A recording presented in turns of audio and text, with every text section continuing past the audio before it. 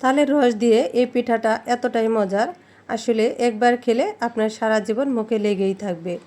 এতটাই মজা, এতটাই নরম তুলতুলে। আসসালামু আলাইকুম বন্ধুরা, সবাই কেমন আছেন? আশা করি সবাই অনেক ভালো আছেন।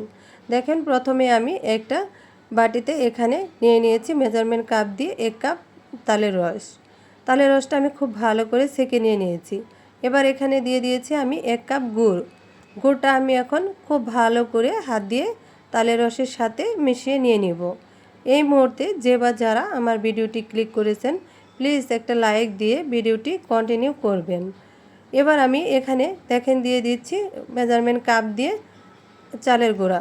চালের গুঁড়াটা দিয়ে আবারও আমি দিয়ে নিচ্ছি হাফ কাপের মতো চালের গুঁড়া। এটা দিয়ে আমি খুব ভালো করে এখন হাত দিয়ে মিশিয়ে নিব এই গুড়ের সাথে। দেখেন, আমি খুব সুন্দর করে মিশিয়ে নিয়ে নিয়েছি। এখন আমি এখানে দিয়ে দিচ্ছি স্বাদ মতো লবণ। লবণটা দিয়ে এবার আমি এখানে দিয়ে নিচ্ছি, দেখেন 10 টাকা দামের প্যাকেটের এক প্যাকেট গুঁড়া দুধ।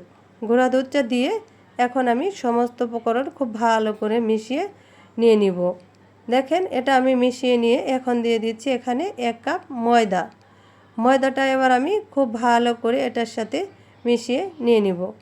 ময়দাটা মিশিয়ে নিয়ে এখন আমি এখানে খুবই অল্প অল্প করে পানি দিয়ে দিব। খুবই অল্প করে পানি দেব এখানে, আমি খুব বেশি পানি এখানে দেব না। ভিডিওর মাঝে যদি কোনো কথাবার্তায় ভুল হয়ে যায়, প্লিজ ক্ষমা সুন্দর দৃষ্টিতে দেখবেন। হ্যাঁ, আর আমার এই ছোট্ট চ্যানেলে যদি কোনো নতুন বন্ধু ভিজিট করে থাকেন, প্লিজ একটা সাবস্ক্রাইব করে আমার পাশেই থেকে যাবেন। দেখেন, কথা বলতে বলতে আমি ব্যাটারটা খুব সুন্দরভাবে তৈরি করে নিয়ে নিয়েছি। এই ব্যাটারটা প্রায় আমি আধা ঘন্টার মতো খুব সুন্দর করে হাত দিয়ে তৈরি করে নিয়ে নিয়েছি। দেখেন, ব্যাটারটার থিকনেসটা ঠিক এরকম হয়েছে। এবার আমি চলে এসেছি চুলায়। চুলায় আমি একটা লোহার কড়াই বসিয়ে দিয়েছি। দিয়ে ব্যাটারটা এখানে আমি দিয়ে দিচ্ছি। দেখেন, আমি এখানে ব্যাটারটা দেওয়া মাত্রই পিঠাটা কত সুন্দরভাবে ফুলে উঠছে।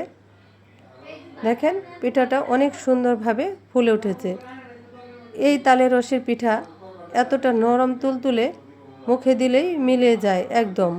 দেখেন, আমি একটা ছুরি দিয়ে মাঝখানে একটু ছিদ্র করে নিয়ে নিচ্ছি, যাতে করে দুইটা পাশই ভেতরটা খুব সুন্দরভাবে এটা হয়ে আসে।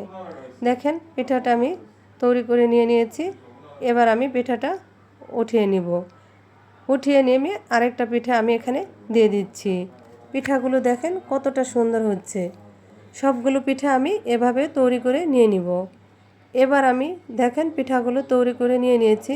এই পিঠাটা তো এতটাই মজার, আমার সাহেব তো খেয়ে প্রশংসায় একদম ভাসিয়ে দিয়েছে। দেখেন কতটা সুন্দর হয়েছে পিঠাটা, একদম নরম তুলতুলে।